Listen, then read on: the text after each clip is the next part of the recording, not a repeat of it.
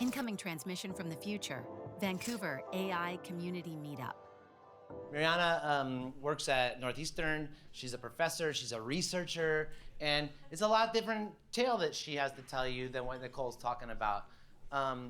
This is academic research, front lines of thinking about how we interact with AIs. Come on up, please.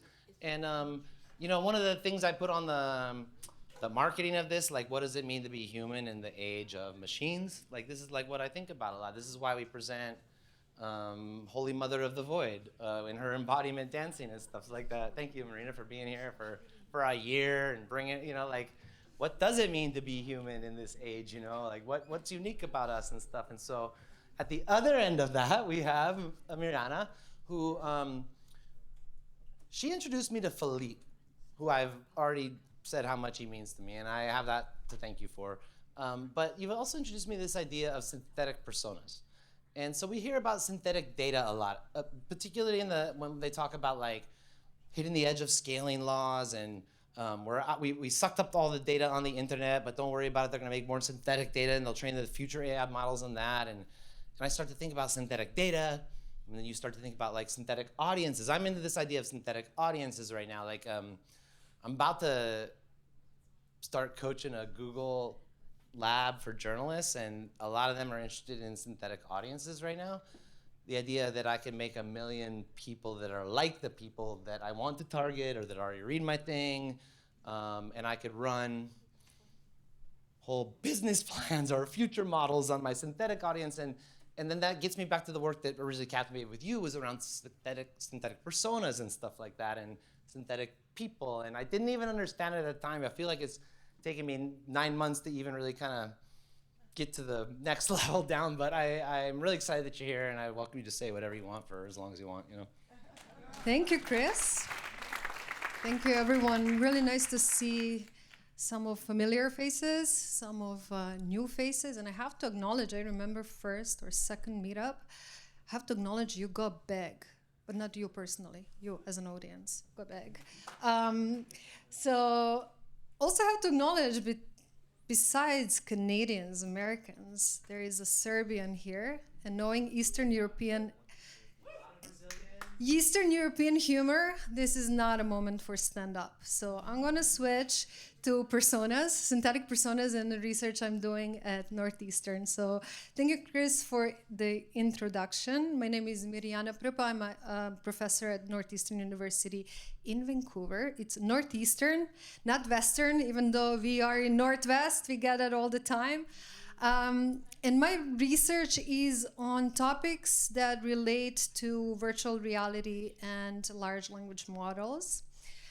How I got into VR, it's been a long time. And I got into VR because I really didn't like what I experienced in VR, and I felt we can make this better. And I feel this drive to make things better is something that keeps me going as a researcher, as an educator, as someone who's working with young talent that are super promising. And we focus our efforts right now on this idea that social virtual reality, you know, these virtual reality platforms where everyone joins wearing headsets and everyone interacts, and it's very complicated and complex and sometimes hostile and most of the time fun, started being populated with these agents that are LLM agents, and I got interested in that. And I said, like, oh wow, this is really interesting. Not only we have problems between people, now we're going to start having problems between people and agents. So I started focusing my research on really understanding what value will LLM agents add to very complex social dynamic that we already have in these environments. And that's how we started work on understanding what are these agents good for. And the only way to really understand that was to go to the creators of these first ones. Are you familiar with Celeste AI? Some of you, Joe can. And we reached out to the creators, right? They all go on these like nicknames, and you have to find a person who knows the person who knows the person. And eventually you find them. And then we learned that no one knows what these things are good for. It's a big experiment. Right now, everyone is trying to understand where is the potential, where is the value. And that's the work that we are doing also at Northeastern. The research that we're conducting is on understanding where in these social pockets and very complex dynamic interactions we can drive value by deploying LLM agents. And we have projects where we worked on AI moderators, where we know that moderation at scale in real time is a problem, that there are not enough live human moderators to be in all rooms in some of these platforms. So we are deploying AI agents to flag the content that might be characterized as hate speech. Or you might be using these platforms to practice English or Serbian by talking to agents in these worlds. So that is the direction that we are taking. But what we did learn through that work was that we talk about technology and better models and faster models, and that none of that actually matters. If it feels robotic, if it feels awkward, if it doesn't move, even in random patterns, you don't connect. So my question is, what about these micro expressions and behaviors do we need to build in these agents to actually drive value from them? And a big part of my research is that, understanding how to build that connection. And big part of that, so now going back to synthetic personas, it's not about LLMs only, which it is, big part, but it is about personalities. What is this synthetic persona that you are creating, and what kind of values does it convey? What kind of behaviors? We know from the research, and people have done extensive research on doing personality tests on different LLMs. So some of LLMs are very leftist left, and some of them are rightist right, and some of them are in the middle. And if you change the temperature, their personalities change. So we know that, but we don't have enough examples or evidence to know that we can claim that every time you switch settings from A to B, they're going to perform the same way. And that's very important when you are building synthetic personas, because synthetic personas are used in research as synthetic participants. You want to understand your user, target audience, your users. You might be running synthetic personas to do that type of research. And to do that, you need to know who you are working with. And we don't have those answers yet. So that's what we are trying to understand. And as part of that research, we also understand that, has it been 8 minutes already? I've got 8 minutes, and I thought this would be done in 2, but I can talk, man. Okay, so very quickly, the last part that I wanted to share is we also realized that LLMs, we know the problems, right? Stereotypes, biases, trained on data coming from North America, English, yada, yada, right? Stereotypes.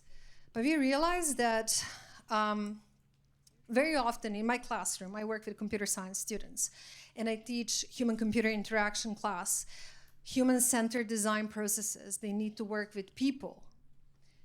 And very often, it's really not the best idea to put someone, computer science person, in front of someone who might be marginalized, in sensitive position, right? To just have them ask questions, right? To gather the requirements. So I was like, I have to figure something out. And now synthetic data and synthetic personas is a way that we go. So we have developed LLM-based agent that is web-based interface where you can interact with a persona of people, representing personas of people with Down syndrome. And this work actually was really challenging because we know how many stereotypes are in LLMs, period. And then bring on top of that people with Down syndrome, we have a problem here. So we've been trying to understand how to leverage small data, lived experiences of people with Down syndrome shared on different forums where they talk about their experiences to ground LLM responses in what they experience in particular contexts. And that's the ongoing work that I invite you to reach out to me if you're interested in this idea or you have a use case, because we have a platform ready and it doesn't have to be people with Down syndrome, but if you are specifically working with people in sensitive groups, this might be an opportunity for us to even collaborate, because we are looking to open the platform to other groups of people that you might need to make personas for. Okay, I think I talked a lot. Thank you, everyone. Please reach out if you would like to continue conversation. This was not a conversation, this was monologue. So if you would like a conversation. We have time for question and answers if anyone wants to ask or anything. Yeah, please. What sort of ethical guidelines do you have guiding you as you're making these synthetic personas? That's a great question. The first ethical guideline was to focus on how people with Down syndrome would like to be represented. So we started from the literature. There are different frameworks, so how they would like, right? So for example, there is ability-based framework where we know that some people would like to have their abilities showcased rather than disabilities, right? When we talk about, so we build that. So personas that we built for people with Down syndrome talk about what they're capable of doing, rather, so shifting the narrative, what they're capable of doing instead of what they're not capable of doing. That's one. The second one is now we are working with speech and language pathologists. That was the segment we are focusing on, trying to identify the stereotypes still present in the LLM output. The third part will be working with people, with the communities, people with Down syndrome, asking, is this true representation? Yes, why? If it's not, how would you like to be represented in this particular case, and making it scalable, right? So that people can contribute as a kind of collaborative effort of how representation should happen. Right here in the front. Oh, here. I'm wondering, how are you dealing with the matter of gender and synthetic personas, even in this particular example? Another great question. What we realized is when we had UX designers using our platform, and they would indicate, let's say they're saying, okay, I'm designing for someone who is 16-year-old with Down syndrome and they're female or they're male, right? So they would set the parameters. What we realized was that even the vocabulary matters. How the large language model represents someone who's 16-year-old. If the vocabulary is too complex, like someone who's maybe in their 40s and professional in a particular area, and then they should be 16-year-old, it does matter, and it breaks that kind of illusion that you are actually talking to the 16-year-old. That is also what we are working on, how to scale down and how to actually stylize the language for different genders, different age groups, because that's really what matters. We don't have definite answers yet. We're still experimenting. Andrew, I'm so excited to hear what you're going to ask. I was curious about how much training of the model do you have to feel like you had something that's usable, and then is there a confidence level or percentage you're trying to achieve that you feel like then you can maybe push this out on a much larger scale? It's like an amazing category where you can see so much benefit, and but obviously you want to have certain levels of confidence to be able to take those tasks to other levels. Yeah, I mean, like, fuck our little competition. You could run, like, infinity competitions on a server somewhere. Well, it's like, but it's really anything, especially, I mean, that's a great example. You can obviously take, I don't know, long-haul truck drivers. You can use it in a lot of different ways. And so I'm just curious about what's your hypothesis about how far you have to go until you have real confidence in the model? Great question.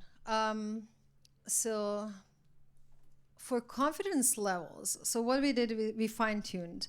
But for me, the confidence level would be, if we are creating persona of people with Down syndrome, then having people with Down syndrome and evaluate the model. The responses, I don't care what's happening in the background, right? But if the responses are truthful and they say, yeah, this really reflects how we experienced X in this context, to me, then I think we have something that we can release, right? So what's the number? Because we run all these evaluations, this model against that model, this one, but is this truthful representation of what we want to show in terms of synthetic personas? And if that's vetted by the communities, it is a complex problem because you would have to have some sort of consensus. So where do you make that cutoff? But I think there is a lot of room for us to experiment what these platforms might look like. The right community of caregivers, maybe also in parallel helping them vet that quality, may get you there faster than just trying to do so much more with just pure AI. It's like at one level you can bring humans in. Anyways. Exactly, working with speech and language pathologists, caregivers, and then communities, different perspectives, and actually being able to mark which perspective you want to see as a result. Yeah. There's going to be more people with questions right now than I have time to give answers to. Could you say how people can get in touch with you again? That's my name. You can just find me on LinkedIn. If you want an introduction, if I know Yeah. you need an introduction because there's something there, you can talk to me, but yeah. Yeah, and email, it's not there. Yeah. That really is like, if it doesn't get answered, yeah, bro, what's up, bro? How do you maintain consistency across the sessions for the same persona? Like Yeah, that's a control and trade secret. We can talk more about that. Thank you, everyone.